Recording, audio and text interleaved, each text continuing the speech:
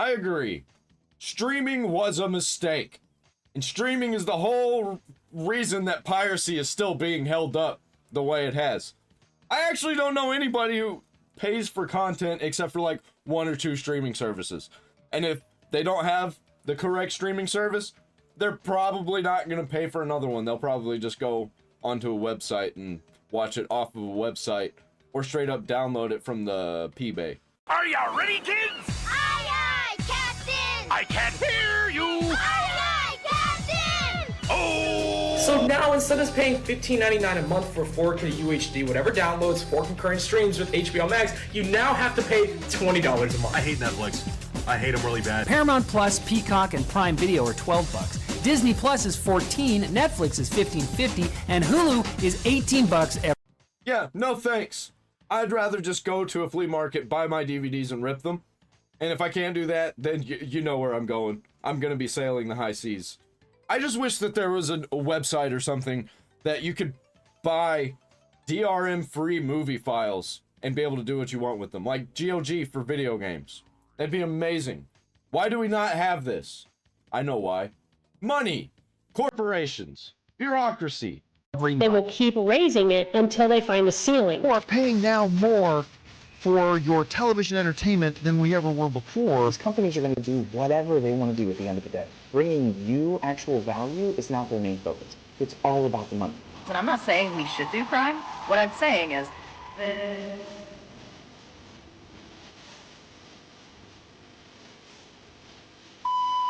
people are starting to realize that it's easier and far cheaper to pirate their favorite TV shows and movies than to buy them. And you honestly can't blame them. Streaming is horrible now.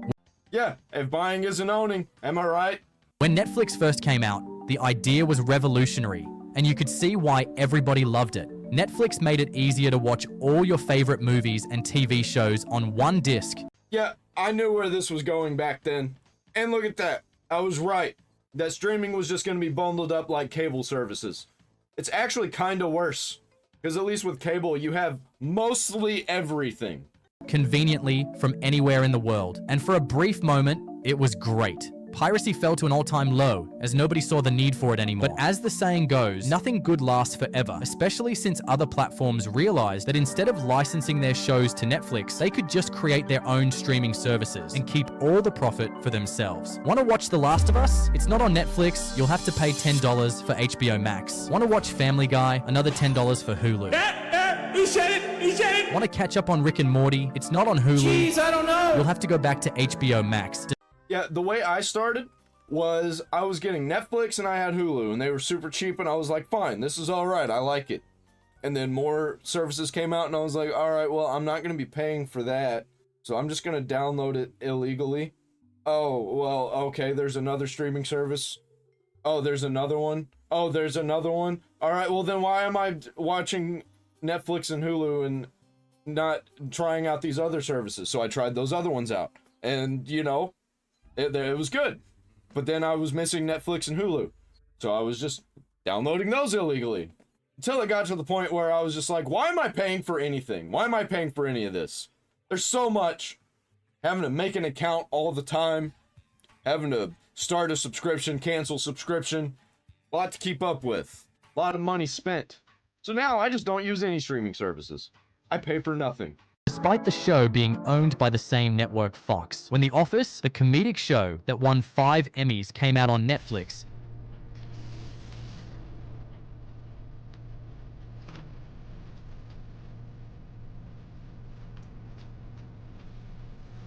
I have to go make a call. fans adored the idea that You know what the worst thing was? When you were wanting to go watch a show like Naruto and you go and watch it and you're like, hey, yeah, Naruto's here, but where are the first 2 seasons? Okay, I'll watch season 3 and 4. Oh, there's season 3 and 5 and nothing else. What the fuck? I don't know why it was like that. It's still like that for a lot of shows, but for so long, a lot of shows were like that, where they were just partially on one service, partially on another service. Their favorite show was conveniently on the most popular streaming platform on the planet. That was until 2021 when everything changed. Netflix's license to continue streaming expired, and other streaming platforms saw an opportunity to steal Netflix's golden show for themselves. The directors of the show called the representatives of Netflix, Hulu, Apple, and Peacock to a room and asked them to bid for the show, and the highest bidder would walk away with the rights. Of course, Netflix didn't stand a chance in a room full of billion, even trillion-dollar companies like Apple. At the end of the day, Peacock won the auction by offering $500 million in a 5-year deal for the show. That's an insane amount of money for just 5 years. Did they make that back? I bet they did. 5 times more than what Netflix could offer. To continue watching this show, you're forced to either subscribe to a new service, which would only eat into your pocket, or pirate it. This is a big ethical problem that's leading so many people to justify piracy. Piracy is a victimless crime. No, seriously. Especially when you consider the painful fact that most streaming... When it comes to, like, corporations, I'd say that it's victimless. Kinda, like, that's just... If it doesn't make enough money, they'll shut down the studio, and that'll cost those people jobs. And that's really not their fault. But, you know, these corporations, they keep putting out slop also, and you just can't trust them. And a lot of these services, the best stuff that they could have had just isn't on there, and once was. Or it's bloated, or it's censored, you know? It's just all garbage. Everything's garbage. Again, it always turns to garbage. It's like stuff will come out and you're like, this is great, and then it just immediately starts to rot. Streaming services do not have a strong library of good shows beyond the ones they plaster on billboards or the ones you see trending on TikTok. Eventually, you're left with a library of what some might call dog shit. What the fuck is going on? This is so gross. That's it. I'm never selling a dog's rear end again. Me too, bro. According to a study by Vindicia, the average American pays for 3 to 4 streaming video services per month, and that's just for video. There's Apple Music, Spotify, video games, even software now are more expensive than ever, and if you're outside the US, things get much worse. And I don't pay for any of it, except for I pay for video games. But I only buy like indie titles and retro games. I just spent $20 and got like 10 games. I got I got 3 Call of Juarez games, BioShock 2 Remastered, and BioShock Infinite, Dead Island Riptide, Definitive Edition, and like 12 Command and Conquer games. I forgot about that. Like $25.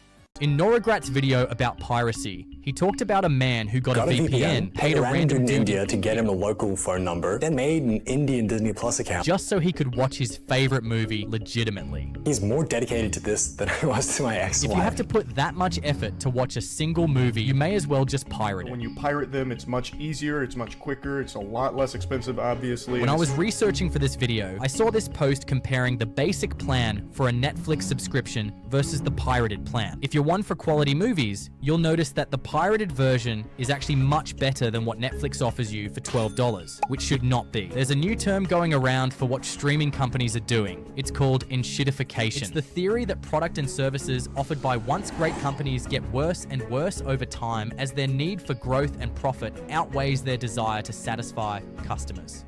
Yep, it always ends with this. Too many people get involved, it gets too bloated. Things become too complicated. People start to introduce activism, and it just enshittifies everything. Everything's technically higher quality, but the work that they put in it is lower quality, so you get a lower quality product. And on top of that, it's not even in true 1080p. It's like 720p upscaled to 1080p, and then they upscale it again if you want 4K, and it looks like garbage. Eventually, customers are going to be forced to pay higher and higher rates for increasingly deteriorating services, to the point where piracy is going to become an increasingly alluring value proposition. And when that happens, you can be absolutely, indisputably assured that executives will blame absolutely everything but themselves. For now, the new approach people prefer is subscribe to 1 or 2 streaming services and pirate the rest. Yep, 100%. That's what I used to do. I don't even do that anymore. I don't even subscribe to a single one. The shifted priority of streaming companies from consumer satisfaction to maximizing shareholder value revived the quote, "If buying isn't owning, then piracy isn't stealing." True. Truest words that I've heard in my fucking life. You may have seen it in the comment section of videos. It's a reflection of people's growing anger towards the media we consume. It became even more popular when headlines like these started floating around. The Gen Zers own nothing. They don't want to own anything. Everything is a service. Yeah, I think this all really started when, the interview got deleted from people's libraries? There was something got deleted from people's libraries from Sony. Sony did it. Ever since then, it's been like way downhill. Everything's been going downhill. I miss the days where when you actually purchased something, it was yours. I just lost every... Oh, well, technically if you purchased a DVD, it's still not yours. You can't do what you want with it. You only have the license. It just comes on disc. It's fucking stupid. That's the dumbest argument ever. Because actually, I'm able to copy that disc. And I'm able to give it to friends and family. Let them also view it. You just can't distribute it. A single book on my Kindle, over 300 books. Then I tried to print at my leisure and it was like, no, you literally can't use the printer unless you have a subscription. Automakers want to turn this thing you drive every day into a moving subscription. Yeah, you want your heated seats? $10 a month. You want to be able to use the radio? $10 a month. It's not a big deal. You can just use your own radio. You can use your phone. You can use the radio that already exists. But we're still going to have all of the features of our radio there. So it's always in your face and it's always difficult to use unless you pay the subscription. A new study shows Gen Zers have some finance problems, starting out with more credit card debt than previous generations. But let this be your reminder, you guys, we don't own anything on social media. This is their app. They can at any time get rid of TikTok, Instagram, YouTube, your email. We don't own... Yeah, and they're also saving all of the things that you post, all of the videos, all of the images. Those aren't yours. Those become theirs as soon as you post them. Anything. It raises the question, has Gen Z's future been reduced to nothing more than a monthly subscription? Do you remember the good old days when you could buy a DVD and own a movie for life? The best part, it was physical. You could Yeah, it was great. feel it, you could keep it, you could play it. It could even become a collectible. Fast forward a few years later, and streaming services came along offering an even better way to watch movies. One filled with unlimited potential and a vast library of shows. You could never get tired. This was the dream sold. There was just one small problem. You couldn't own any of it. Think about it. If you buy a Netflix subscription today, you're not buying movies. You're renting access for as long as you continue paying. The day you stop for whatever reason... Yeah, this is the reason why, like, video rental stores went out of business, because streaming is just renting at home. It's like pay-per-view, but you get all of the things at once. So obviously pay-per-view isn't really a thing anymore either. That may be, whether it's because you got laid off from your job, got scammed, or maybe suffered a fatal accident that ate up your finances. As long as it causes your card to decline, your entire library disappears. Years of carefully building the perfect library for eating, dates, family, gone in an instant. That emotional connection you built, those memories tied to certain shows, they don't belong to you. They were always on loan, and the same goes for music as well. My mother just threw me in the trash. Now I have to study till I pass. It's pretty crazy to think that to keep your playlist, you must pay for it till you essentially die. And even then, it's not over. If you shared your password before passing, the bill could get passed to the next user. In the United States alone, your password was shared over 1.3 million times. 1.3 million people. That doesn't even make any fucking sense. For these sense. reasons and so many others. Hold on, that was actually kind of crazy to include that guy's videos in there. Because that guy is actually insane. He does not give financial advice. He gives like anti-financial advice. It's like, hey, you want to win the deal? All you got to do is just fucking pull out a gun and aim it straight at their head and threaten them, and they'll say yes every fucking time. Or threaten your own life. Turn the gun on yourself. Highly recommend that guy's videos. They're funny.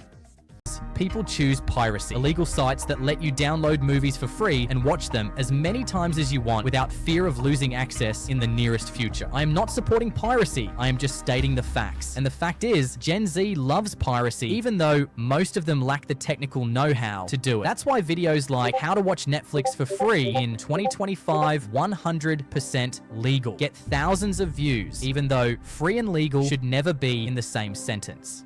Imagine this. Without paying even a single dollar. You get to enjoy all your favorite shows and movies on Netflix for an entire year. This is the best working method, and it's going to allow you to get free money as well, because you're going to not only will you be able to get free Netflix, but you'll also be able to get free money with this method here. I don't know, man. Seeming sus lately. Luckily for the streaming companies, many Gen Zs are not computer literate, as you'd Or, you know, you could just use a ripping software.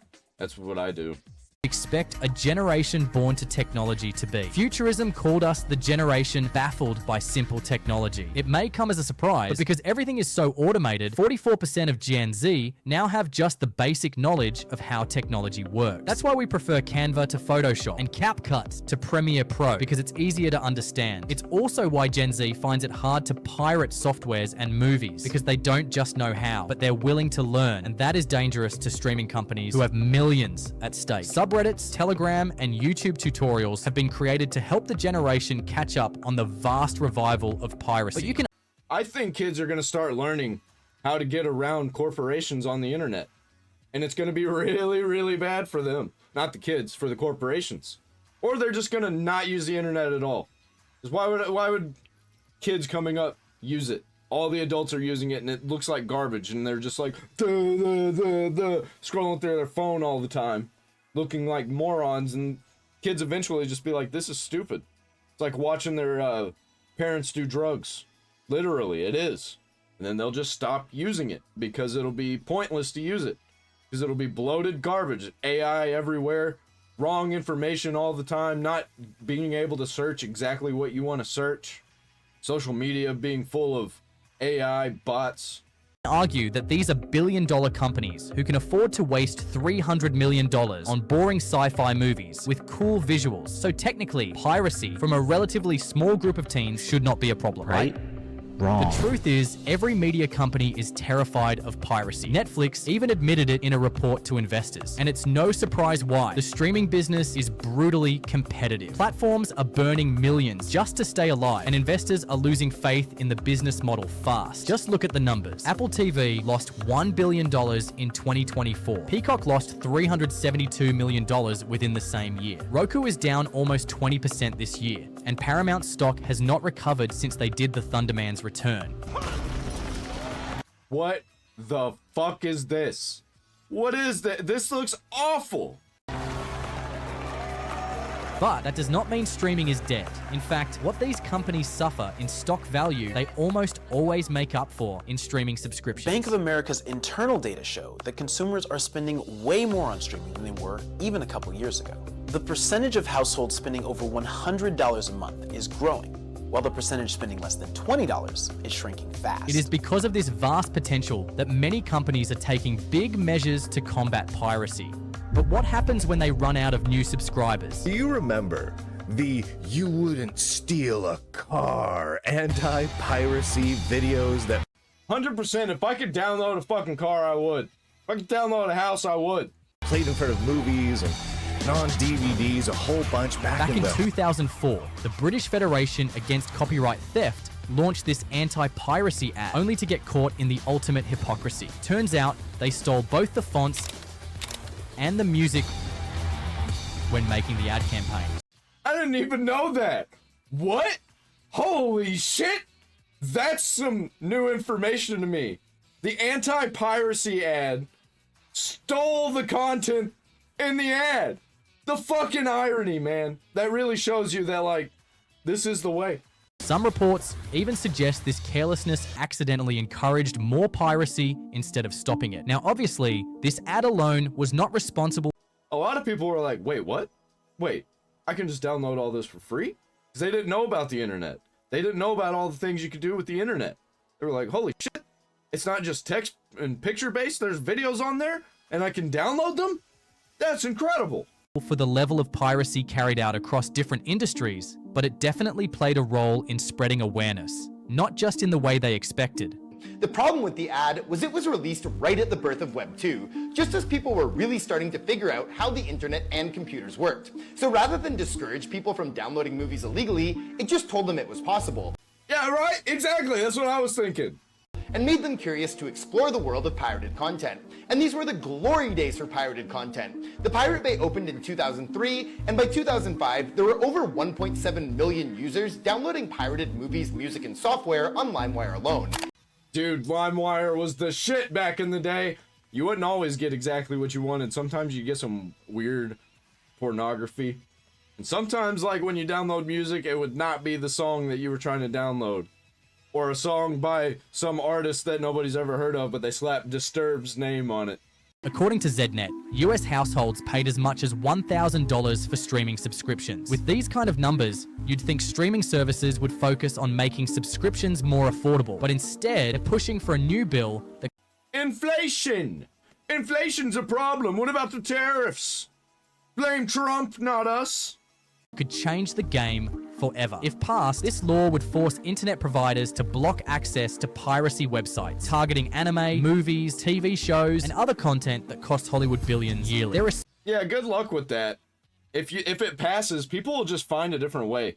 Like, the masses are smarter than the people in power. Every time. There'll just be another way. Especially fighting now, more than ever, as some reporters suggest that some piracy websites are receiving more traffic than Disney Plus and Crunchyroll. That's crazy. How much money are these companies making? Like Kiss Anime.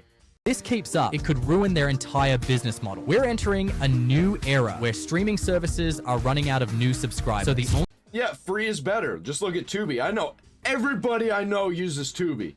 It's got so much good stuff on it. And it's always getting good stuff. And it's free. The only way to keep the money flowing is by providing truly innovative, high-value experiences that customers actively want to support financially. For Netflix... Here's the thing with Tubi also. They have a lot of stuff on Tubi that I was thinking about obtaining unconventionally, you know? And then I see it on there and I'm like, hey, I'll just watch it on here. I don't need to download it. They got a bunch of old anime that I like.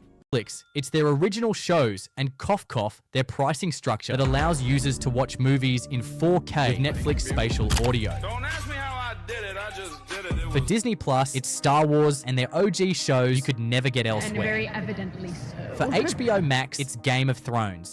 Yeah, and like the biggest hits now coming onto streaming services are things like Snow White, Avatar: The Last Airbender, Halo the TV series, Lord of the Rings, Rings of Power.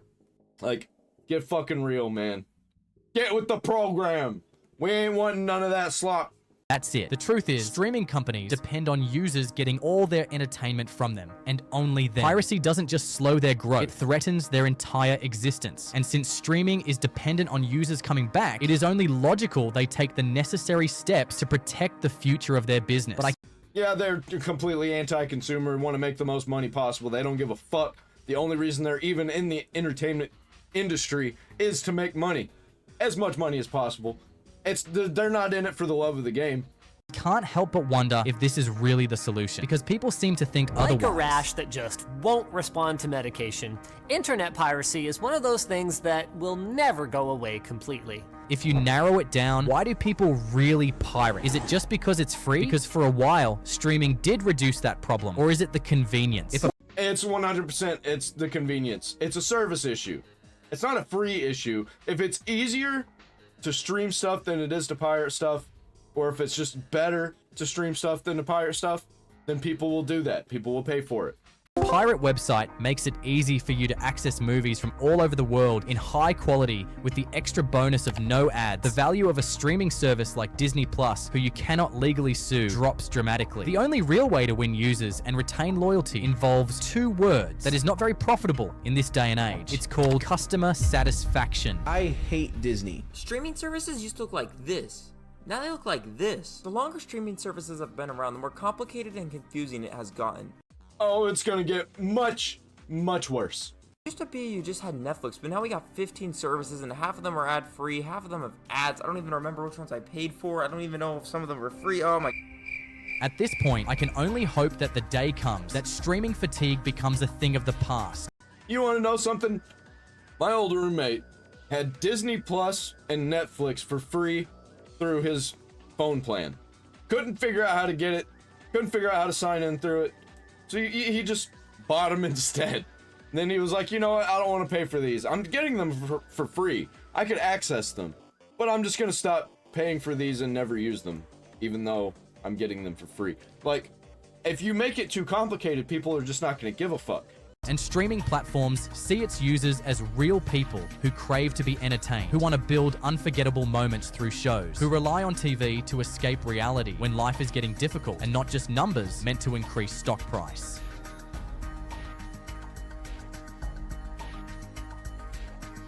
And there you have it.